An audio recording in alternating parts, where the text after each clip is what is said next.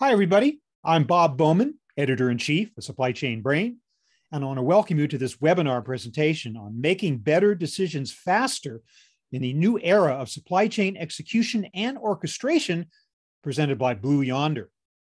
One quick note, there will be an audience question and answer session at the end of this presentation. Audience members are encouraged to submit their questions at any time during the presentation by clicking on that Q&A button at the bottom of your screen. Now, logistics and supply chain are a hot boardroom topic today as manufacturers, retailers, and 3PLs look to improve competitiveness, handle disruptions, and become sustainable. At the same time, volume surges due to e-commerce are driving up complexity and cost in the logistics network. So today, we're going to explore the key trends and solutions for making decisions faster and better in this new era of supply chain execution and orchestration. With that, I'd like to introduce our speakers for today's presentation. Kevin Byrne is Vice President of 3PL Industry with Blue Yonder. Kevin is responsible for the company's 3PL and transportation business in North America.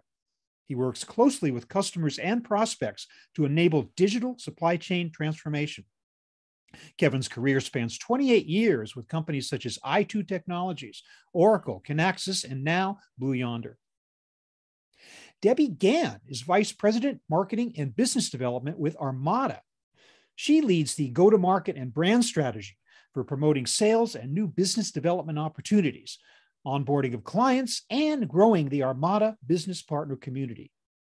Debbie has spent her career as a supply chain practitioner in both planning and execution, as well as selling and implementing supply chain software to global enterprise customers and logistics service providers. I want to take a moment to introduce our sponsor. Today's discussion is sponsored by Blue Yonder, the world leader in digital supply chain and omni-channel commerce fulfillment. Blue Yonder is a leader in 3 supply chain-related Gartner Magic Quadrants for transportation management, warehouse management, and supply chain planning. The intelligent end-to-end supply chain execution platform enables retailers, manufacturers, and logistics service providers to seamlessly predict disruptions, proactively resolve issues, and flawlessly fulfill customer demand. With that, I want to turn it over to Kevin Byrne. Kevin, take it away. Hi there. I was hopeful that Debbie might take a couple minutes and introduce herself and a little bit more about Armada as we get started. Sure. Thanks, Kevin. So Armada is a supply chain company that provides technology and execution solutions to our customers. Basically, we help give control of the supply chain to our clients, and we help them control the chaos. I think I have gotten here through a long and circuitous route. I think many of the places you mentioned in Kevin's bio, I have also spent time there too, but truly started my career as a supply chain practitioner and focused an awful lot on the execution. So on shipping, on international and import export, and then moved into the supply chain planning world. But needless to say, there's an awful lot going on. Supply chain has never been more top of mind, and we're excited to talk through these issues and opportunities with you.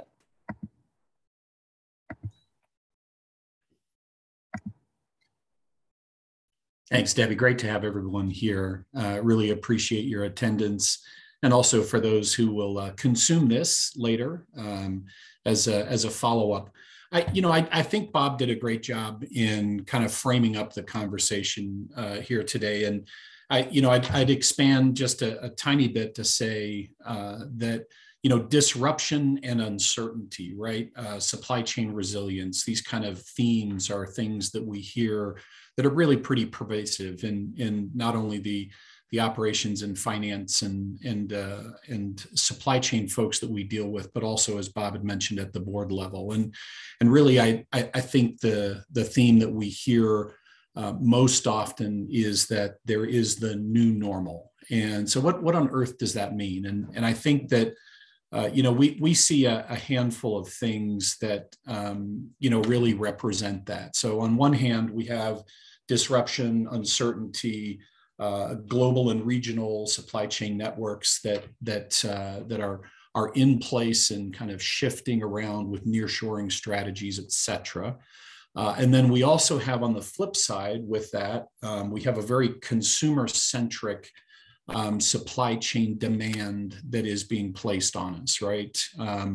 Around personalization, choice and availability, speed of fulfillment, those kind of things. And I think that, really we see the modern consumer is kind of driving a lot of the transformation that is required in our businesses and our supply chains. But it's not only a supply chain issue.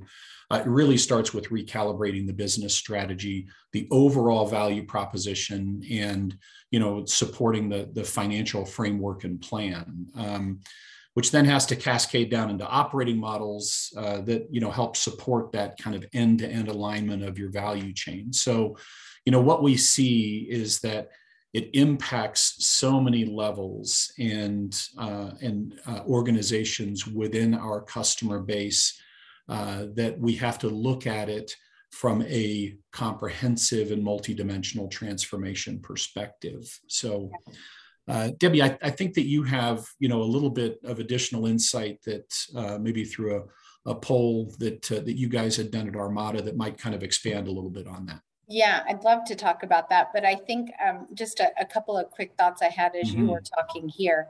I mean, supply chain has always been about getting the right thing at the right place with the right amount of effort and the right cost, right, to the end client, to the end consumer. And I think never has there been more trouble at doing that. And an awful lot of the things that we see and that we're talking about is, people had gotten, I really think, all the low-hanging fruit right out of their supply chain. They figured out the right transportation providers. They figured out the best partners. They figured out all of that. And then the pandemic, I think, really forced us to consider, and not just the pandemic, right? There's weather challenges. There's so many hosts of problems now. As you said, it's sort of the new normal, and the opportunity to have things go back to how they were is just not going to happen. So to me, the whole notion that we need to get smarter about our supply chains, and our supply chains need to become more resilient, because we are never not going to have interruptions or disruptions, as you said. I think, we have heard an awful lot. Traditionally, people work super hard at squeezing inventory and making sure they have just in time. And we're seeing, the just in case, right? So safety stock of a safety stock, or looking at multiple sources from a product standpoint, and challenges that, quite frankly, I don't think any of our customers have ever really seen on such a magnitude. So to your point, I think almost every conversation I've had around this topic really does feel like a therapy session to supply chain practitioners, right? But some of the key things that people are thinking about, and again, comes from multiple McKinsey studies, but from 20 to, truly the height of the supply chain challenge in the pandemic through 22, where people have sort of come to the realization that we're going to have to focus on this next normal, the new normal. And here's sort of top of mind for supply chain executives. These are the top three. And I think it is really interesting that a lot of our clients who had never, had to worry, and I should say we focus quite extensively in the food supply chain. So people who have always had a single provider, or have had, no issue getting product, really are struggling and are looking at dual source or multiple sources, or using, substitutions where they never would have. But obviously the increase in inventory cannot be a surprise to anybody, right? But the whole idea that you mentioned about nearshoring, or figuring out maybe more forward operating models to get product closer to the network makes a lot of sense. Again, looking maybe as, it's so funny, the bulk of my career we've spent our efforts trying to help people think globally, right? That's right. Looking to broaden your supply chain. And now really the focus is also to understand the regional implications and make sure that you're right sourced and right sized for where you have locations.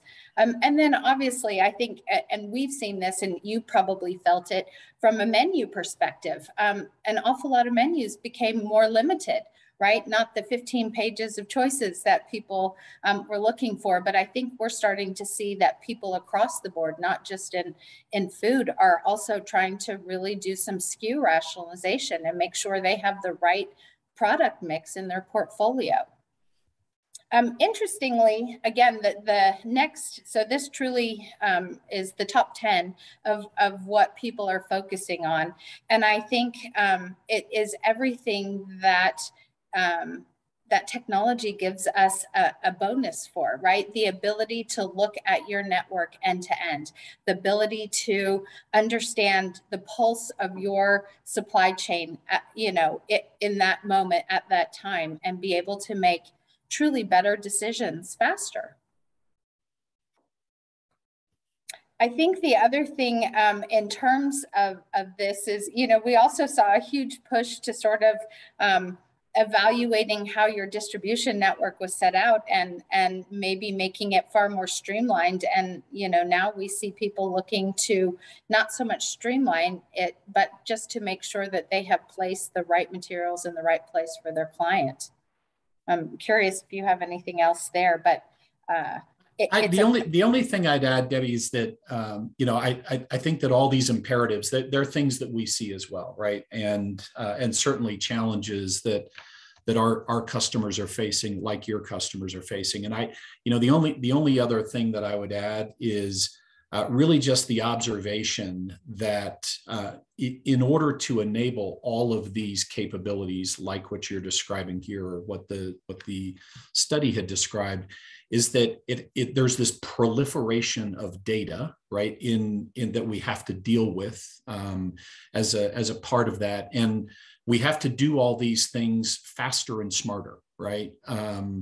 The demand that is placed upon the supply chain executives and the operations, just simply, it's accelerating, right? So not only do we have to do these things, but we also have to be able to identify, we have to make smart, strategic, financially sound decisions, and we have to do it faster and faster.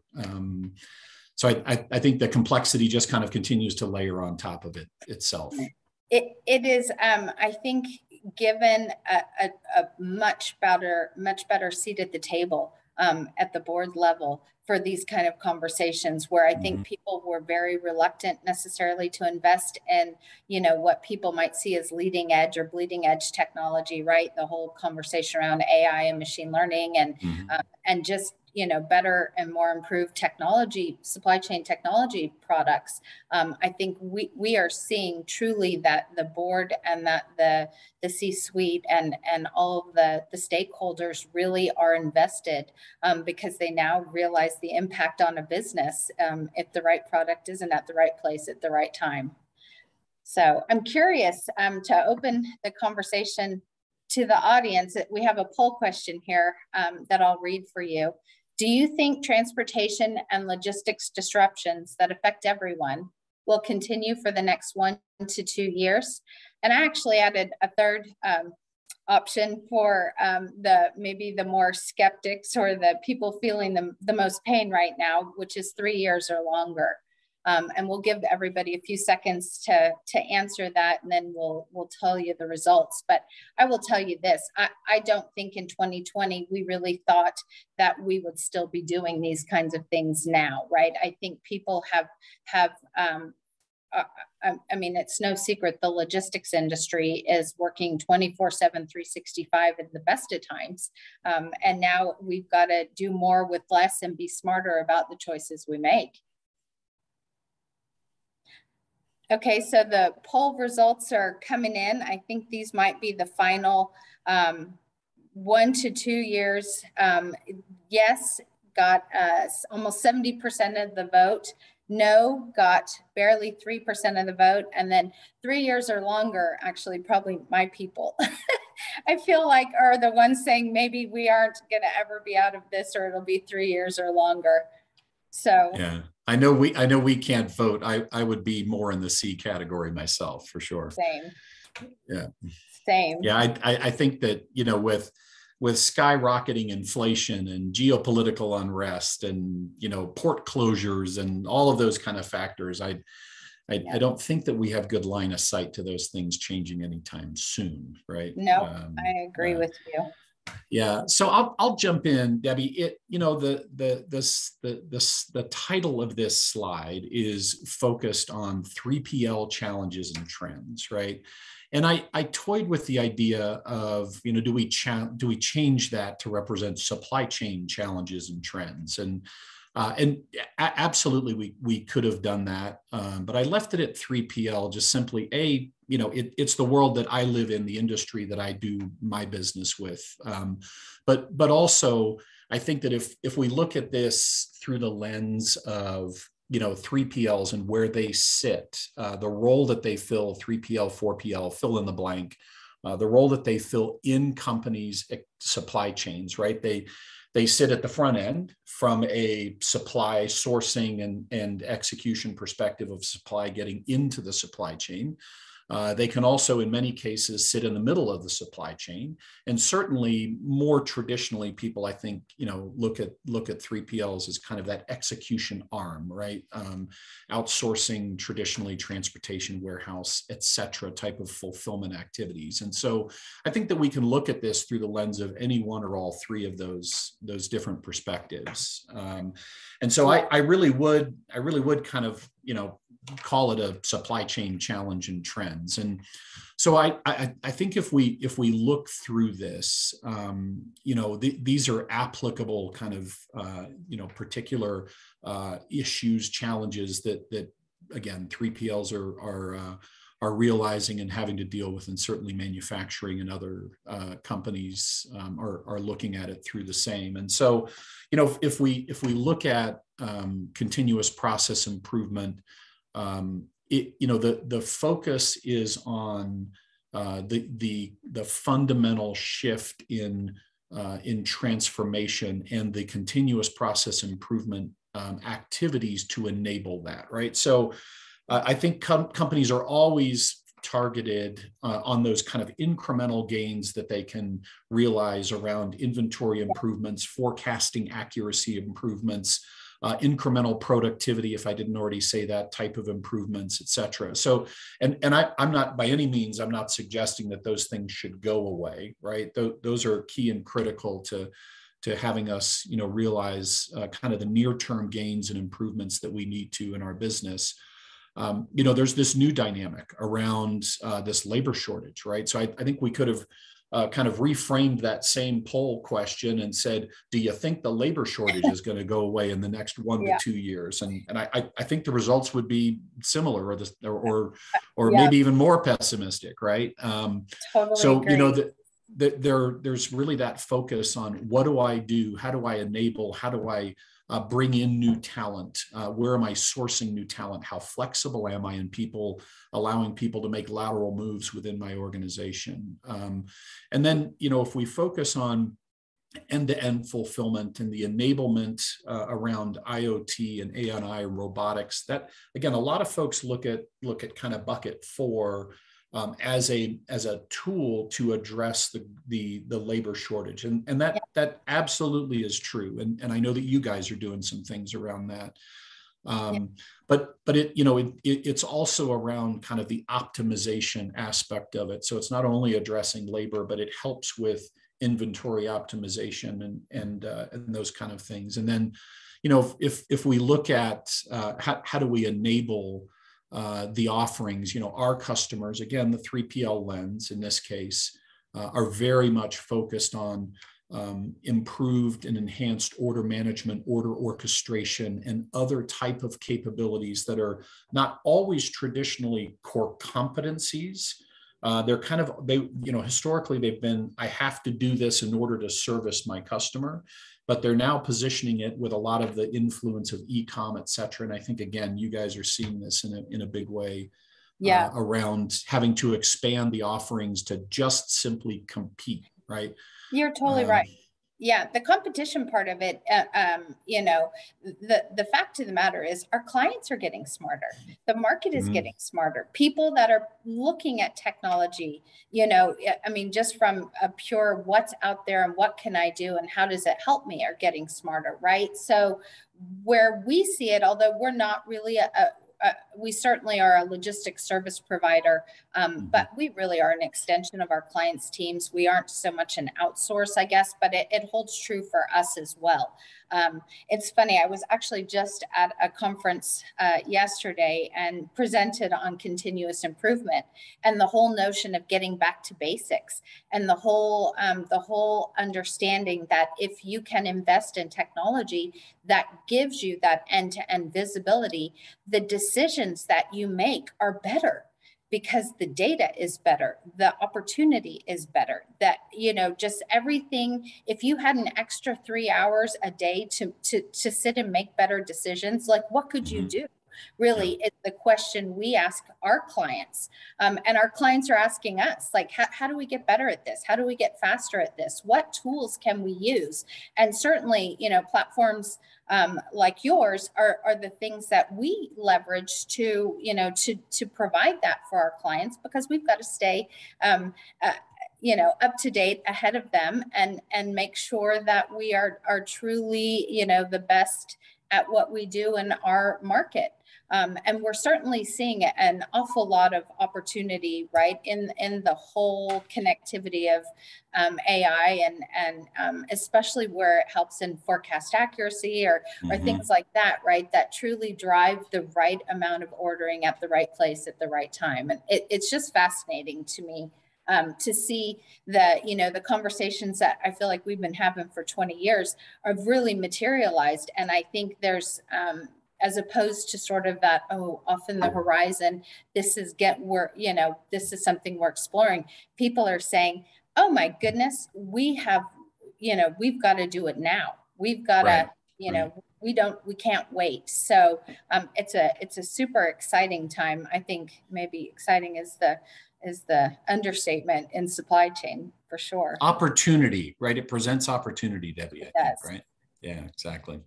Yeah, technology investments have just fundamentally shifted, right? And again, it's not to say that it's a 1 or a 0, right? They haven't gone away completely from operational improvements and operational execution. That's still there. Those are table stakes. And I think that, certainly if we look at where our business, if we look at where those investments are being made, there's still a lot of investment in transportation management and warehouse management. And I don't see that changing anytime soon. If anything, a lot of the data says it's accelerating. But what we do see, while that market isn't going away, what we do see is the technology investments in the areas that you just highlighted, right? That proliferation of data, the differentiated service offerings that you want to bring to your customers around, we can glean more insight from your data than you can today. We can help you make better decisions. We can help you position inventory more accurately at different nodes in your supply chain. You're closer to your customer. And oh, by the way, your service levels go up and actually your overall investment is stable or goes down, right? And it's an interesting dichotomy, I guess, that we see. So it truly is. And I think, one of the key challenges, from supply chain in the very, very beginning of my career was truly this whole understanding of cascading effects, right? So somebody places an order. Maybe we've committed to an order we can't fulfill. Maybe we are, not in the right timeframes, maybe whatever the case is. And then as that whole thing proceeds, by the time it gets to the, just ship it people, then, we have a huge problem on our hands. So what if we could make concurrent decisions, right? What if we involved all stakeholders in the process and came up with something that allows us to see end to end? Here's what my supply chain looks like. Here's where this client is. Here's what we can do. Would we, if we had tools that gave us that, would we make a better decision, right? Maybe as opposed to running a new production line, if you're in manufacturing, maybe you have excess stock that makes it, makes sense to transfer. But interestingly, maybe it doesn't make sense to transfer because it's too expensive from a shipping perspective. So, platforms like this give us the ability to make those kinds of seriously beneficial for the business decisions, right?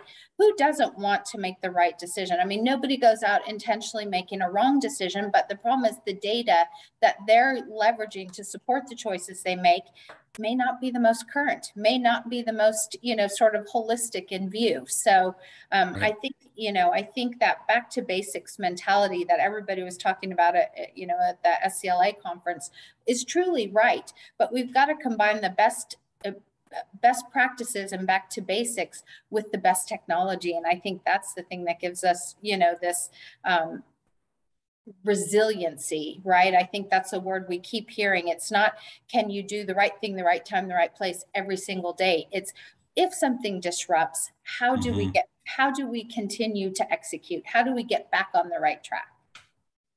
Yeah, agreed.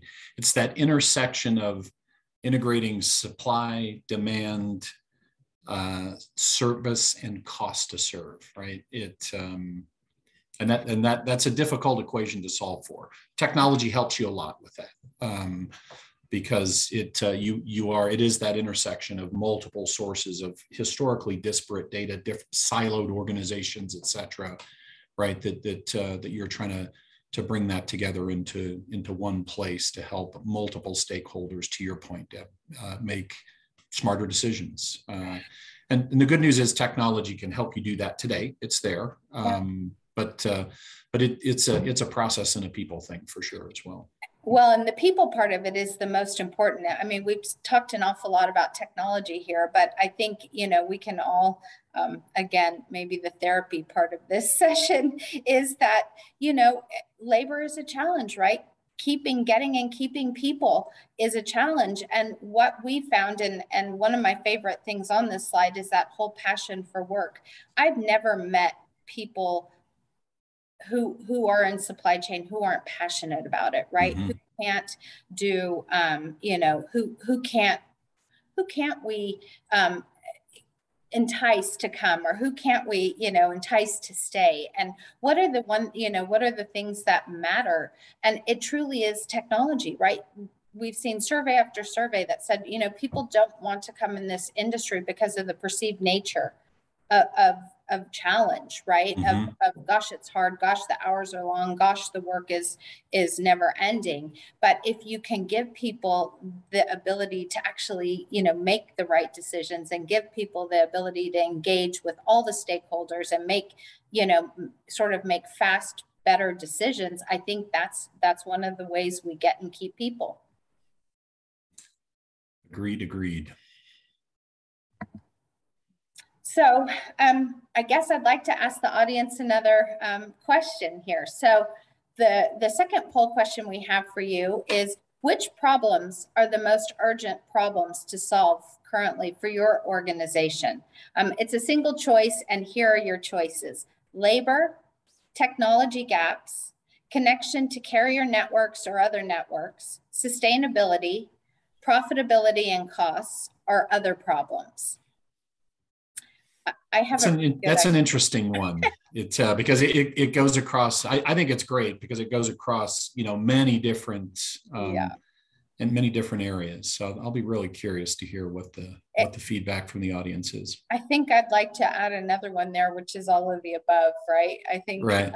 I'm not sure how our audience is going to go on this, but I think all of them are such reasonable conversations here. Mm-hmm.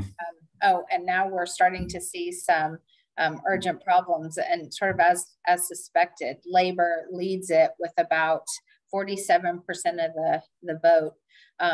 Profitability and cost is second, so follows at 17%. Technology gaps is 10%. Sustainability 7%, and then just other problems, really a whole host of them, or maybe all of the above, is 13%. So interesting results, and the labor part of it is it's definitely top of mind for our company. Mm-hmm. Too. Yeah, we're helping a lot of companies focused on, trying to solve, solving that makes it such a finite answer, right? On Yeah. helping we're them done. deal with We're that done challenge, here. right? Yeah. Yeah. Yeah. I think the thing to us in terms of where to go, right, is this whole notion of be honest. I think if there's anything I would say, it's truly be honest about where you are in this supply chain journey. We leverage, sort of our value model, right? And it's steps and stairs. And the good news is you don't have to be at the top right to make big changes in your supply chain.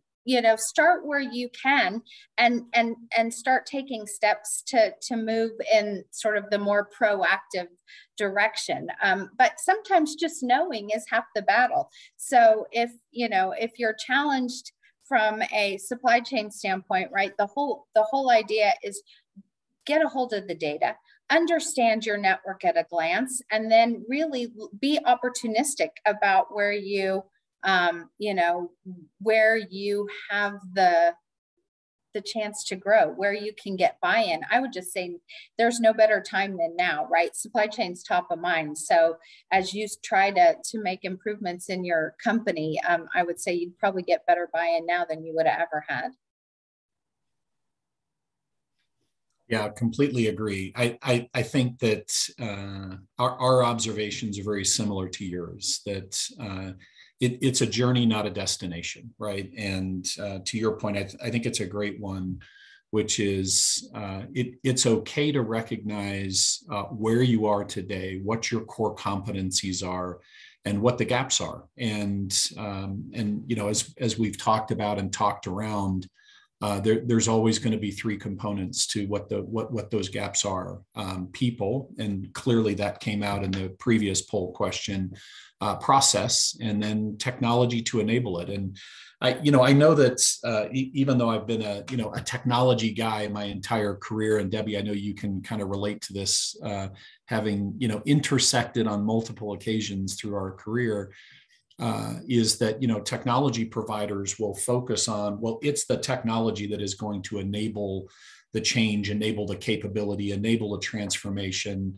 And I'm sure, I know it's been your experience and mine as well, and I would imagine with the folks attending and listening later, is that's a tool, right? It is not the enabler as far as the transformation is concerned. And that I hope and expect that if there's one takeaway from this, it is a component, and it's an important component, but not the primary enabler by any means. Yeah, and this is a journey. I mean, there's nobody that gets to snap their fingers and voila, supply chain transformation. I think almost that word is so daunting, right? We hear it all the time, sort of the transformational thing, right? And it just is really, are there any simple steps that you can take to move the ball forward? And if that's the case, then start there. Do you have consensus? Do you have buy-in? Can you show all the stakeholders, right? I think before we used to just sort of look at operations, our operations folks, our shipping folks, our people like that, and the end client. But guess what? If you can involve customer service, if you can involve the salespeople on the front end, if you can involve everybody on understanding how important supply chain is in this process, I think you get an awful lot more backing now than we would have, a couple of years ago. Absolutely.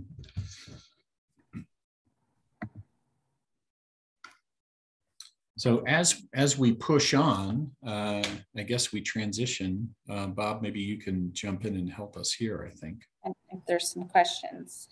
Yeah, cool. We welcome it. Absolutely. Hopefully it's been thought-provoking. Let's bring in some of the audience questions now, and remind the audience that even as we are answering these questions, that they can continue to submit those questions by clicking on that Q&A button at the bottom of their screen. Let me start with this one, and might direct this to Debbie, and if Kevin has any comments on it as well, perhaps he can speak. But this questioner says, one of your slides mentions that 40% of executives plan the nearshoring of their supplier base, along the lines of onshoring or reshoring, can you also speak to impacts of, and here's a new phrase, friendshoring, based on the global geopolitical ecosystem? For instance, we're seeing countries taking a pro-US or pro-China stance. So Debbie, what do you think about that? I mean, what a great question, and also sort of what a loaded one, right? I think our entire careers, we worked hard at sourcing the right product from the right place, with really a far less focus on geopolitical. I would tell you, we certainly looked at tariffs and trading partnership relationships, right? So a CARICOM tariff, or a good trade agreement between us and Mexico, or whatever the case was, right? Obviously, China and Asia, greater Asia as manufacturing, became a really great way to drive cost out of the manufacturing process. And I would say, even without the geopolitical, that whole conversation gets tipped on its ear when we have cities in lockdown, when we have, labor challenges at the ports, when we have entire production facilities that are closed, so all of that is certainly top of mind. And I would tell you this, yes, I think it's super important that we evaluate the manufacturing opportunities or the offshoring opportunities we have with nations that are friendly to us, with nations that we have, maybe a more stable, less contentious relationship with. But it's not very easy to pick up and move a manufacturing facility overnight. So I would say that even if things change, if there are, gains made in terms of safety from Ukraine and Russia, and, China is in a better place from a pandemic standpoint, I still think people need to plan for the future and start to think about where they can, have alternate or additional or multiple lines of product availability versus just, the sort of one or two source manufacturers. I don't know, Kevin, your thoughts?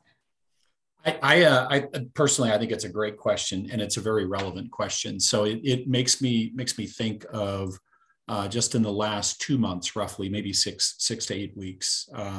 I have had this topic come up in conversations with senior executives on 4 different occasions, and it's been something along the lines of one of the challenges that we're facing today is that they now have legal who is weighing in and saying, we really would prefer that you not do business with this country, right? Or in this country. So again, geopolitical unrest, largely at the center of it. Pandemic, I think, Debbie, you articulated fantastic, right?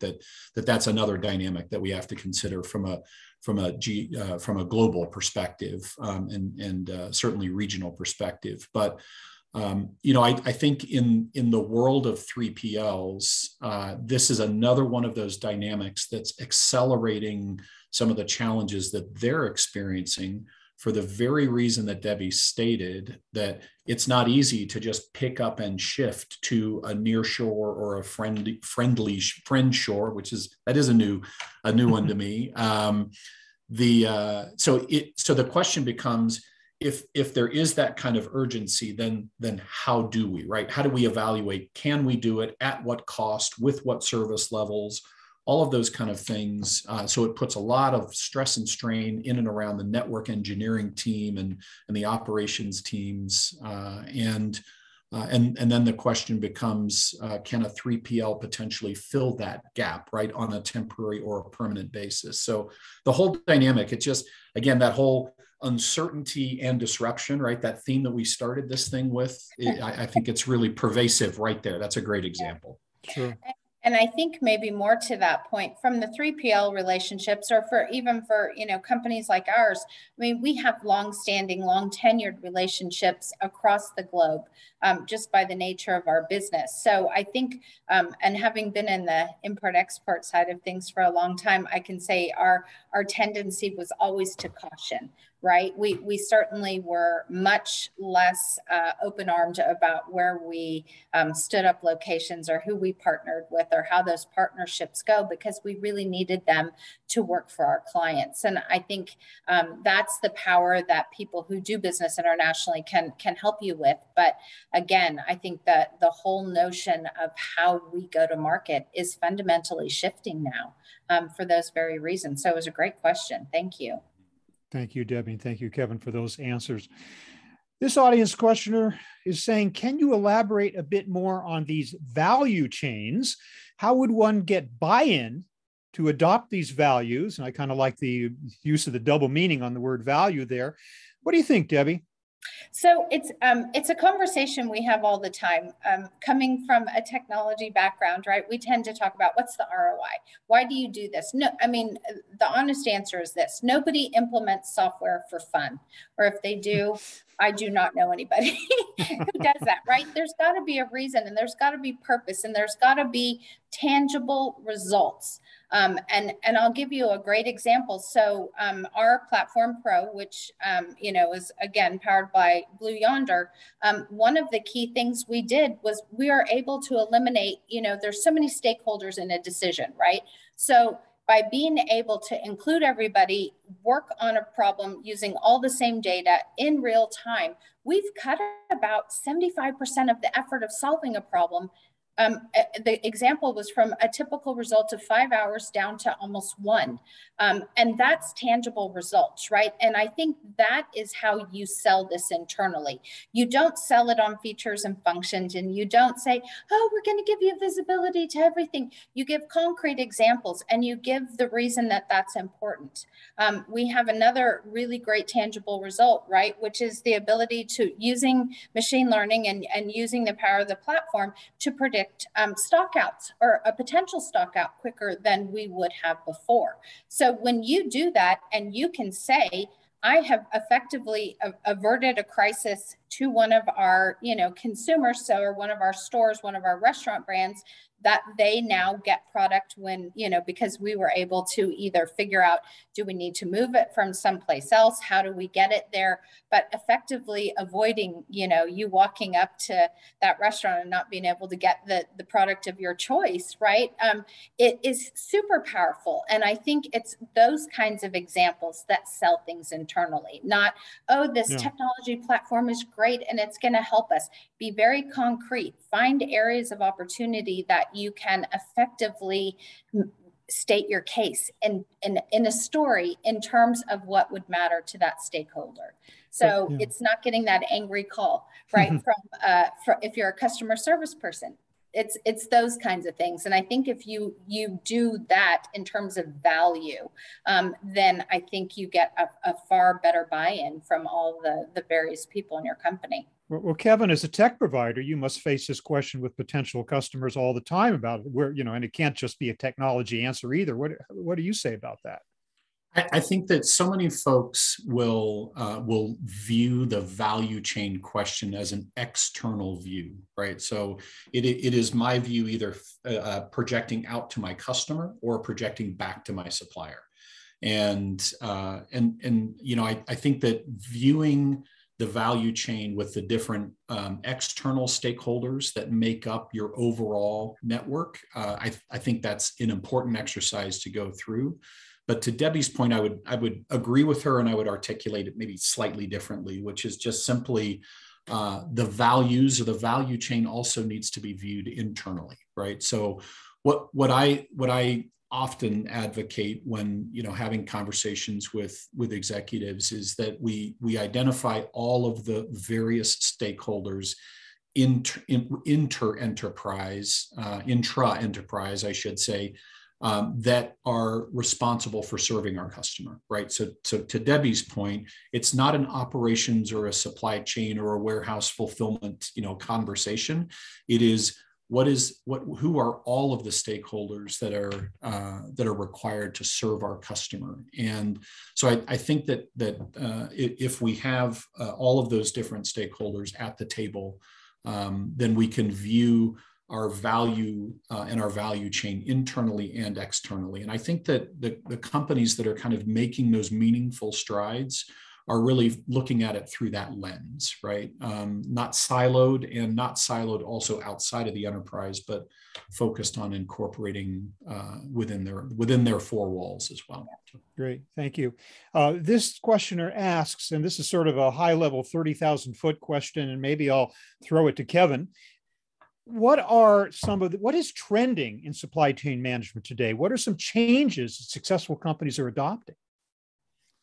Yeah, I will answer it. So, we're talking about all of this, people, process, and technology. I will answer it from a technology perspective, and Debbie, I'd love for you to add your thoughts and comments. And the reason I view it this way is actually kind of ties back into the topic that we just talked about, right? Which is focused on having all of the internal stakeholders that comprise your enterprise and how you serve your customers, having them on an integrated, if you will, technology platform. So we talk about this intersection of integrated demand, supply, execution, which drives us ultimately to that kind of overall cost to serve model, right?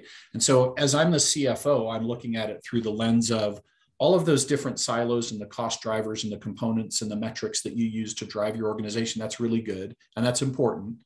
But in the end, what I'm looking at is how does it impact my EBITDA at that enterprise level, right? And so that really is, again, there's not a direct correlation to cost to serve, but I think everybody can kind of make that connection, right? And I think that it really is, it's the acceleration that we see on needing to understand and make better, smarter, faster, financially based decisions across this just avalanche of data that is coming at us in every way, shape, and form in our business, right?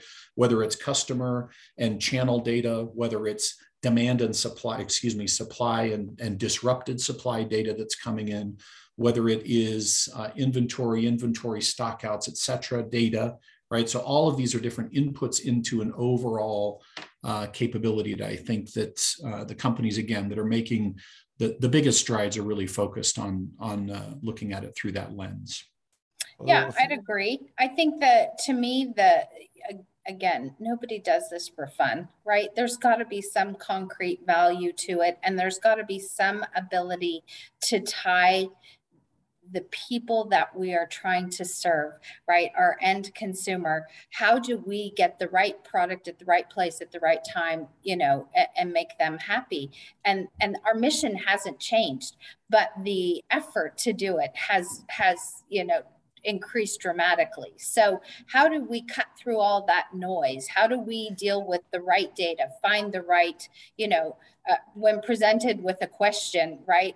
I think if you asked every department, they would answer it differently because it's the mindset that they come to the table with. So how do we make that data useful for the supply chain practitioners, but also useful for the CFO, useful for marketing people? We have a lot of people that do promotions and limited sort of time kind of things, right? Only in stores for a month, sort of promotions. How do we effectively help the advertising people and the marketing people leverage the dollars that they're spending? I mean, it's not a silo anymore. Everybody needs to be engaged on the same page to be able to grow your company.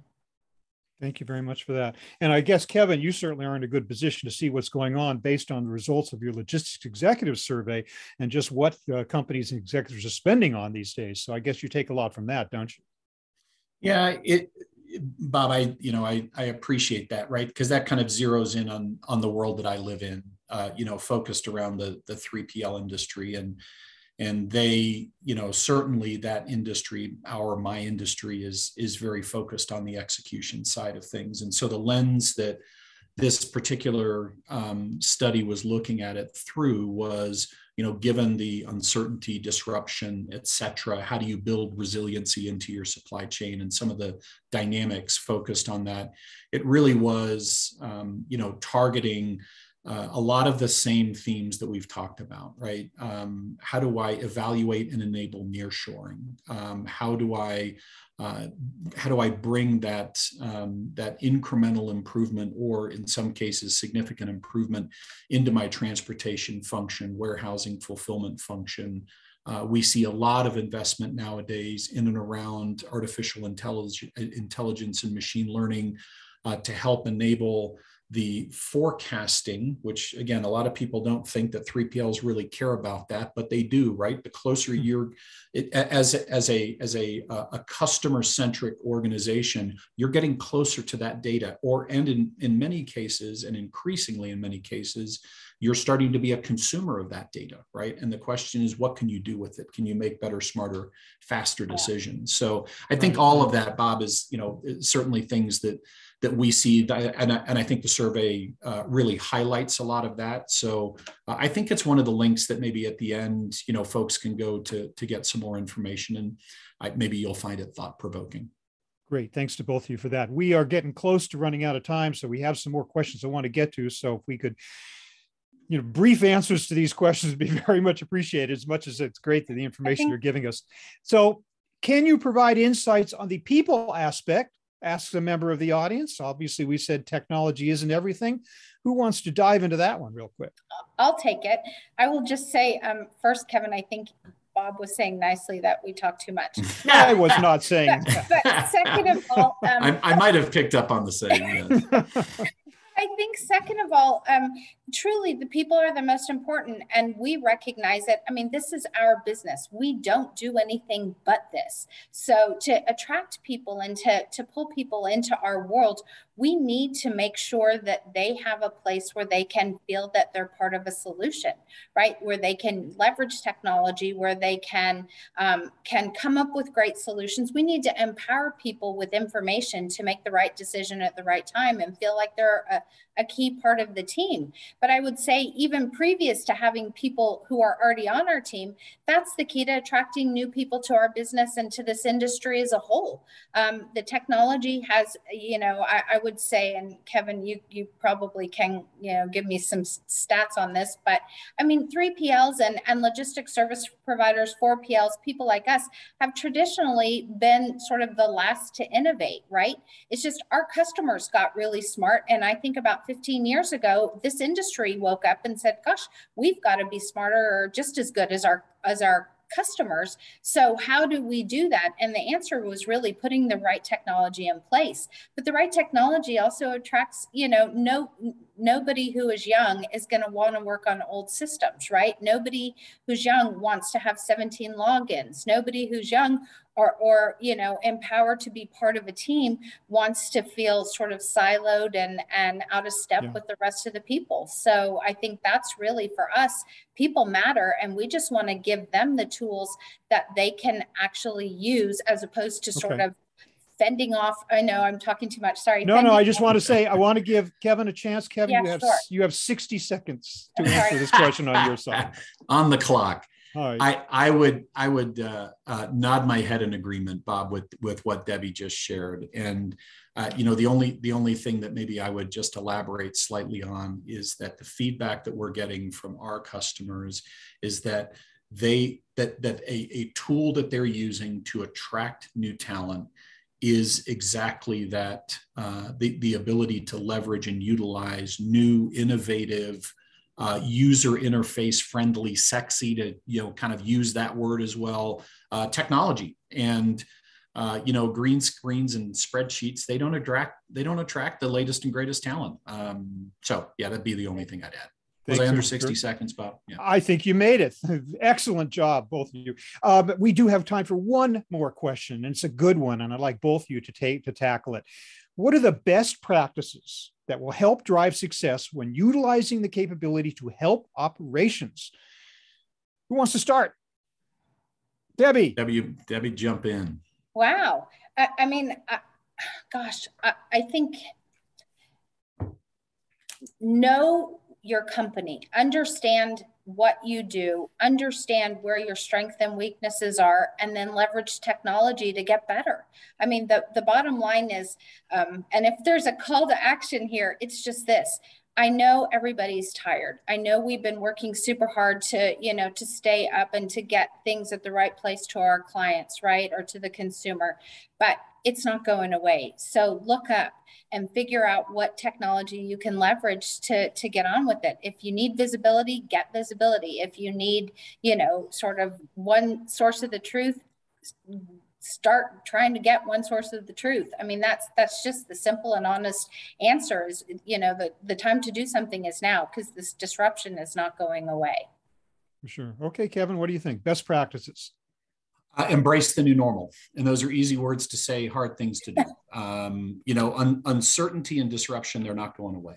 And if anything, they're accelerating. And so my suggestion, I think what we see most often is that we have to look at it through the lens of a kind of a three-legged stool. It's an analogy that makes sense to me, which is there's people, process, and technology. And we can't do any one in the absence of the other two, because our stool won't stand any longer, right? And I would really encourage folks to look at it through that lens. There's a ton of technology out there that can help you with these things, but aligning on what is the problem and the imperatives that you have in your business, and then identifying the technology capabilities and the people and the process with that to address that business issue.